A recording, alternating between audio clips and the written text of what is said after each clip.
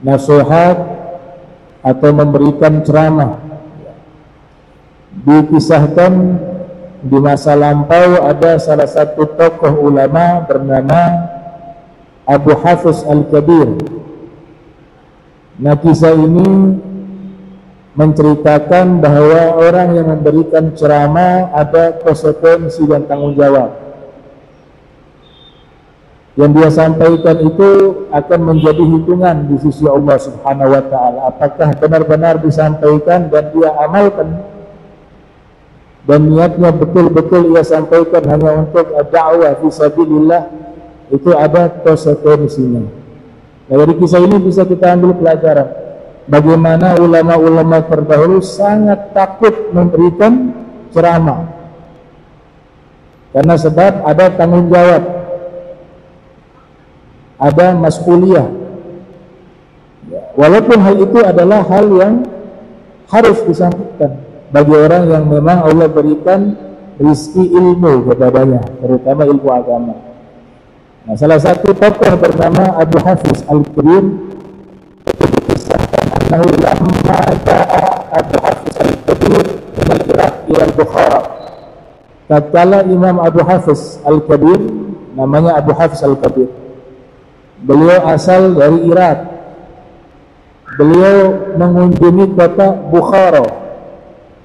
Bukhara ini tempatnya Imam Bukhari, tempatnya Al-Imam Al-Kalabazi yang menulis kitab At-Ta'arruf, dan banyak ulama mereka berasal dari kota Bukhara. Negaranya Uzbekistan. Kalau di zaman kita negaranya Uzbekistan. Al-Imam Abu Hafiz dari Irak datang ke Bukhara, disambut oleh warga yang ada di Bukhara, karena beliau salah satu tokoh ulama terkemuka di masanya.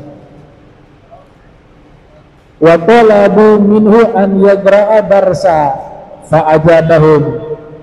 Masyarakat yang ada di Bukhara meminta kepada beliau untuk mengajar satu pelajaran, fa'ajabahum, lalu dia pun menerimanya. Fazayyanu lahu al-masjidah, lalu dihiasi kepadanya masjid. Ya. Ini ada tamu agungnya, Habib Rizki Al-Hamid wa Habib Syekhan Al-Bar Majah Allah Ta'ala bituli hayat. Dihiasi itu masjid, dan mereka meletakkan sarira, singgasana atau tempat duduk yang disediakan untuk mengajar. Fala bisalum salakudatu, lantas beliau menggunakan pakaian, ya, pakaian kebesaran, pakaian para guru. Faqalat lahu imra'atuhu ila aina tadhhabu? Faqala li'aidhan nas. Sudah menggunakan pakaian kebesarannya, mau siap-siap mengajar. Kemudian sang istri bertanya kepadanya, wahai suamiku, mau pergi kemana? Maka sang suami mengatakan, saya pergi ingin memberikan ceramah kepada umat. Li'aidhan nas. Faqalat hal amilta bima alimta hatta takhruja ilan nas fata'idhuhum. Apakah kamu telah mengamalkan ilmu yang kamu ketahui hingga kamu keluar kepada umat memberikan nasihat kepada mereka? Faqala ramai dini bisahmin nafid. Sungguh ucapanmu itu menghujam hatiku. Ucapan sang istri tadi menghujam hatiku. Kemudian dia katakan, wa kharaja ilan nas fasaha fihim. Maka dia keluar di hadapan umat tersebut, lalu dia berteriak, insarifu, kalian semuanya kembali pulang. Kenapa? Fa inni wajadtu fid dari muallima ahtaju ila ilmihi.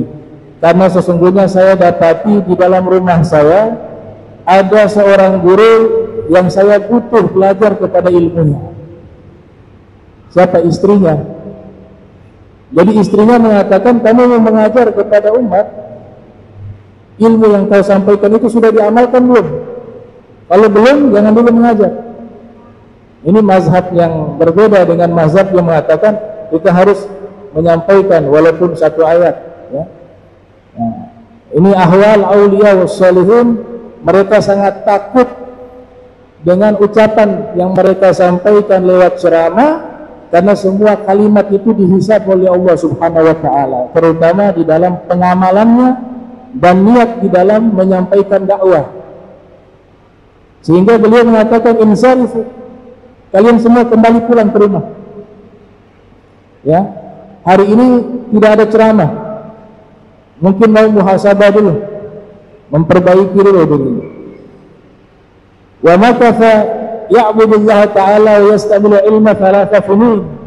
Akhirnya dia menetap, yaitu tidak mengajar, dia sibuk dengan ibadah, memperbaiki diri dan mengamalkan ilmu selama 3 tahun. Jadi semua ilmu yang dia ketahui dia amalkan selama 3 tahun. Sangat miris sekali orang yang ceramah dan sholat tahajud. Sangat miris sekali orang yang ceramah akhlaknya tidak baik. Sangat miris sekali orang yang ceramah niatnya bukan karena Allah, tapi mencari dunia, mencari popularitas. Ini yang diajarkan oleh Abu Hafiz Al-Kabir. 3 tahun dia amalkan dulu semua ilmu yang dia ketahui, sudah diamalkan semuanya selama 3 tahun, baru dia mulai ijtama'an nas ilaihi wa sa'alahu an yajlisa lahum. Masyarakat datang lagi, tolong adakan pengajian. Fasyawara imra'atahu, dia katakan, tunggu dulu, saya musyawarah dengan guru saya. Gurunya di dalam rumah, istrinya. Musyawarah dengan sang guru, yaitu istrinya. Faqalat hal amilta bima alimta. Istrinya mengatakan, wahai suamiku, kamu sudah amalkan semua ilmu yang telah kamu ketahui. Qala amiltu aktsarahu. Belum semua saya amalkan, tapi paling tidak kebanyakan ilmu yang saya ketahui sudah saya amalkan. Kalau mengamalkan semua juga repot. Itu kan butuh waktu bertahap. Tapi paling tidak dia sudah berniat dan bersungguh-sungguh di dalam mengamalkan ilmunya. Ya. Setelah itu kata sang istri, faqalat hal ta'rifu li nafsika khasma. Apakah kamu sudah mengetahui musuh yang ada di dalam dirimu? Fatafakkar. Kemudian sang imam tadi, Abu Hafiz Al-Kabir, dia mulai merenung. Faqala kuntu atufu fil mazari' fawajadtu buq'atan kurrafin fa akhadtu hazmatan minha fa akaltuha fala a'rifu li nafsi ghayra hadha faqalat ardi khasmaka. Dia mengatakan, dia berpikir apa kesalahan yang pernah dilakukan. Ternyata dia temukan satu kesalahan. Dulu saya jalan di mazari', di tempat pertanian atau perkebunan. Kemudian saya dapati ada satu tempat di situ ada kurras. Kurras itu sejenis tanaman, ya. Kalau di kamus kontemporer daun bawang.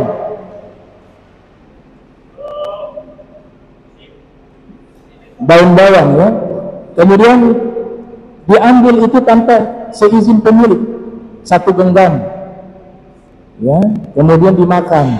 Jadi hanya makan. Kemudian dikatakan lakukan satu kesalahan kecuali hal tersebut, saya mengambil sayur mayur tersebut tanpa seizin pemiliknya.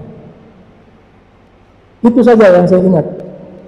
Maka sang istri mengatakan, arbi khasmaka, kalau begitu kamu harus minta halal ke pemilik kebun tersebut atau pertanian tersebut. Jangan dulu kamu ceramah, masih ada tanggungan satu kesalahan ini belum tuntas. Kamu harus minta halal kepada pemilik kebun tersebut. fatalaba sahibal bug'ati fawajadahu majusian. Maka sang Imam Abu Hafiz Al-Kabir mencari pemilik ladang tersebut atau kebun tersebut, maka ditemukan pemiliknya itu orang Majusi. Majusi artinya orang yang menyembah api, ya. Jadi bukan orang Muslim, tapi ladang itu milik orang tersebut. Di dalam ilmu fikih, dalam kitab I'anatul Talibin, yang kita tidak tahu siapa pemiliknya, kemudian yang kita makan, sekalipun masuk di ladang kita, di tanah kita, maka hukumnya itu pemilik yang menanam bibitnya, itu yang memiliki pohon itu, walaupun dia berada di tanah kita. Tapi haknya itu adalah yang menanam bibit sehingga tumbuh pohon tersebut. Nah, ini yang punya orang Majusi. Fa'akhbarahu wastahallahu, maka sang imam meminta kepada orang Majusi tersebut, dia menceritakan kejadiannya bahwa tidak sengaja di masa lampau dia mengambil tanpa seizin engkau pemilik daripada ladang tersebut. Sekarang saya minta halal. Ternyata falam yaj'alhu fi hilwin. Nah, orang Majusi ini tidak menghalalkan. Saya tidak halalkan. Dia minta tolong halalkan. Kalau minta bayar berapa saya ganti, yang penting tolong halal. Minta halal. Ini sama orang Majusi. Jadi artinya dari kisah ini saya potong sebentar, bahwa sekalipun itu non Muslim, kalau itu haknya dia, kita sebagai orang Islam haram mengambilnya. Jangan mentang-mentang dia tidak seiman dengan kita, semua harta orang tersebut bisa kita ambil seenaknya. Tidak, hukumnya sama, ya. Dia minta halal. Faqala lahu laka alayya ashrah barahim. Maka orang Majusi itu mengatakan, kata Imam Abu Hafiz mengatakan, saya akan bayar 10 dirham. 1 dirham kurang lebih dalam hitungan terakhir 400.000. Kalau 1 dinar 4 jutaan. Dinar koin emas, dirham perak. Saya bayar 10 dirham hanya mengganti sayur, segenggam sayur, kurraf. Falam yarda faqala laka aliyya asyratu alaf. Ternyata orang Majusi itu mengatakan, saya tidak halalkan kalau hanya 10 dirham. Abu Hafiz mengatakan, kalau gitu saya tambah deh, sekarang saya ganti 10.000 dirham. Nah, sebanding dengan harga sayur. Tapi yang dia cari apa? Halal. Minta halal. Gak peduli harganya berapa, yang penting dihalalkan. Waj'alni fi hillin, dan kamu halalkan kepadaku sayur yang pernah saya ambil. Faqala hatta asta'dina ahla baiti, faqala lahu ahluhu inna hadha dinun haqqun hatta yu'tiyaka ar-rajul 10,000 dirham li ajli hazmati qurrafin fadkhul fi dinih.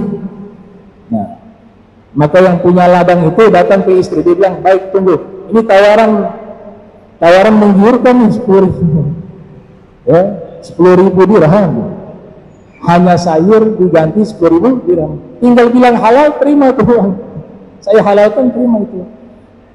Kata pemilik ladang orang Majusi tersebut mengatakan, tunggu, saya musyawarahkan dengan istri saya, dengan keluarga saya. Kalau mereka setuju, ya saya terima deh 10.000 dirham tadi dan saya halalkan.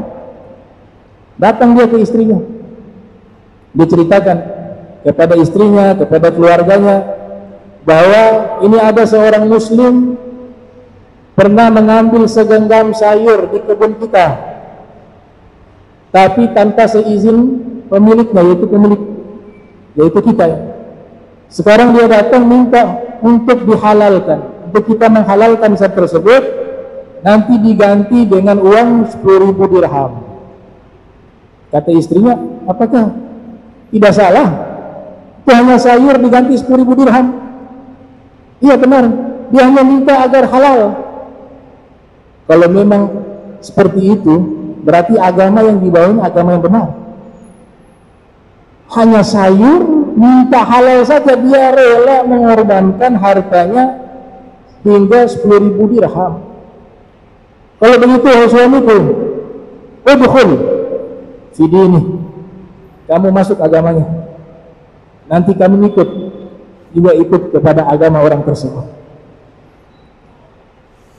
Fa akhbara al-majusi ba'da al-majus, ternyata apa hasilnya? Setelah itu orang Majusi ini mengabarkan kepada kerabatnya yang lain yang masih menganut pemahaman Majusi, bahwa tadi ada orang Islam hanya mencari halal, dia mengeluarkan hartanya 10.000 dirham hanya untuk meminta agar dihalalkan segenggam sayur.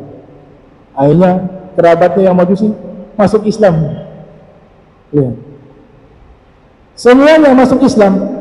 Sampai berapa? Sab'un minhum, 70 orang Majusi saat itu masuk Islam. Sebab daripada kewaraan dari Abu Hafiz Al-Kabir tadi. Waja'u hatta waqafu ala babi Abu Hafiz. Akhirnya mereka mendatangi rumahnya Abu Hafiz. Fakhafa min kathratihim, jumlah mereka sangat banyak. Faqalu lahu a'rif alaina al-Islam. Ada 70 orang Majusi sudah ada di depan rumahnya Abu Hafiz. Mereka mengatakan, wahai Abu Hafiz, ayo presentasikan kepada kami tentang agama Islam.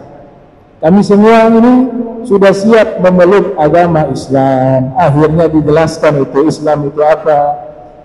Akhirnya masuk Islam 70 orang dari Majusi. Fa aslamu kulluhum. Thumma jalasa linnas wa takallama awalan bihadil hikayah rahmatullahi ta'ala alaihi. Akhirnya 70 orang itu pun masuk ke dalam agama Islam. Ini buah dari apa? Dari warok, kehati-hatian, ya. Kita gak boleh mengambil haknya orang walaupun itu sedikit, menurut kita jumlahnya sedikit. Sesuatu yang sedikit tapi haram bisa menjadi sesuatu masalah yang besar di yaumul qiyamah. Dan ini praktek, bukan hanya ceramah. Sifat waro itu amaliyah. Jangan sampai anak istri kita mengkonsumsi sesuatu yang diharamkan oleh Allah Ta'ala. Termasuk nih zaman sekarang kita ini, sogok menyogok pemilihan umum. Ada yang tanya, hukumnya bagaimana Ustadz?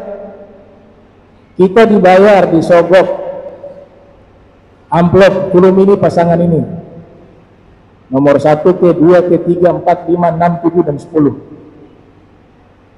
Kita terima, tapi kita gak milih dia, kita milih pas calon yang lain. Maka dijawab tuh dalam kitab Bugyat Al-Mustarsyidin, ada ibarat isyarah, ya? Bukan secara konteks saat ini, tapi ada isyarah di dalam kitab tersebut mengisyaratkan dosanya double 2 kali. Kesalahannya dua kali. Kesalahan yang pertama sudah berbohong. Oknum ini datang bayar kita untuk pilih dia, ternyata yang kita pilih orang lain. Itu namanya apa? Berbohong. Walaupun orang ini salah, tapi kita juga sudah melakukan satu kesalahan, sudah berdusta. Jangankan masalah memilih, ya, pemilu ini, pilkada, orang sedekah niatnya untuk membeli karpet untuk masjid, ini sedekah. Tolong nanti sedekah ini beli karpet untuk masjid. Ternyata diperiksa ke masjid, karpetnya banyak, yang dibutuhkan AC. Nah, sudah sedekah ini kita beli AC saja nih, kan karpet sudah ada. Ada Al-Imam Ibn Hajar Al-Haytami dalam fatwanya mengatakan itu juga hukumnya haram, walaupun untuk kebaikan. Kenapa bisa haram? Karena yang sedekah itu niatnya karpet, harusnya kembali minta izin kepada yang sedekah. Pak, mohon maaf sedekah tadi buat karpet di masjid sudah ada. Kita butuh sekarang ini AC. Bagaimana kalau itu kita beli AC saja? Oh iya, silakan. Saya sedekahkan ya buat beli AC, jadi halal. Nah, apalagi tadi kasus disuruh memilih dibayar, ternyata kita pilih orang lain. Dosa pertama yang kita lakukan sudah berdusta. Bukan milih dia, milihnya orang lain, tapi uangnya dari dia. Dosa kedua sudah masuk kepada ar-rasi wal murtashi finnar. Yang sogok, yang dambi sogok, tempatnya di dalam neraka. Wa fir riwayah wa yamshi bainahuma. Perantara keduanya juga termasuk orang yang disebutkan sebagai perantara penyogok, mustarak ma'ahum, disertakan bersama mereka. Man a'ana ala ma'siyatin walau kana bi syatri kalimah kana syarikan lahu fiha. Siapa yang membantu perbuatan maksiat walaupun sepotong kata, maka dia ikut serta di dalam perbuatan maksiat tersebut. Bahkan Imam Sufyan Ats-Tsauri mengatakan, kalau dia suruh bunuh orang baru kata belum kul ya. Kalau bahasa Arab ukul bunuhnya. Dia baru mengatakan tahu orang itu sudah bunuh. Dia sudah masuk kepada maksiat tersebut. Karena walaupun lafadznya belum tuntas, tapi perbuatan itu sudah dilakukan sebab dia. Tuh. Itu dapat 2 dosa. Jadi caranya bagaimana? Jangan terima sogok. Enggak usah diterima gitu. Man taraka syai'an lillah abdalallahu khairan minhu. Siapa yang meninggalkan sesuatu karena Allah, Allah akan ganti sesuatu yang lebih baik daripada itu.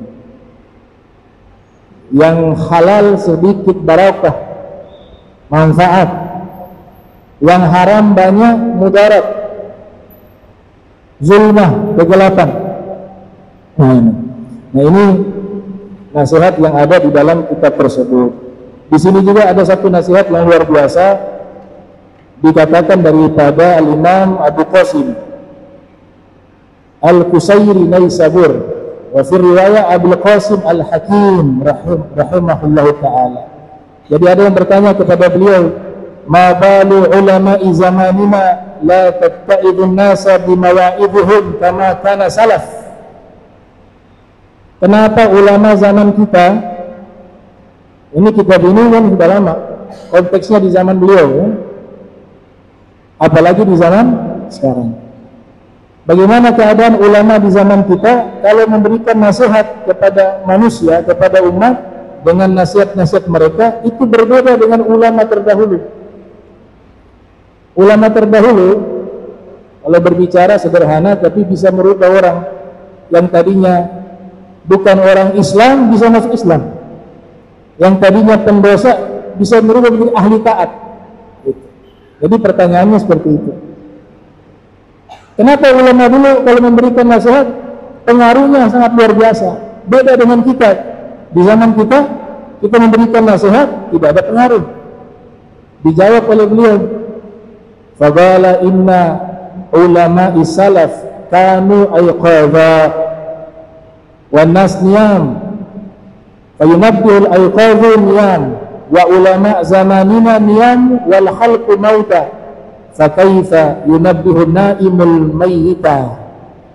Beliau mengatakan ulama-ulama terdahulu mereka itu dalam keadaan sadar, ayqadha, sedangkan manusia yang ada di masa itu dalam keadaan tidur.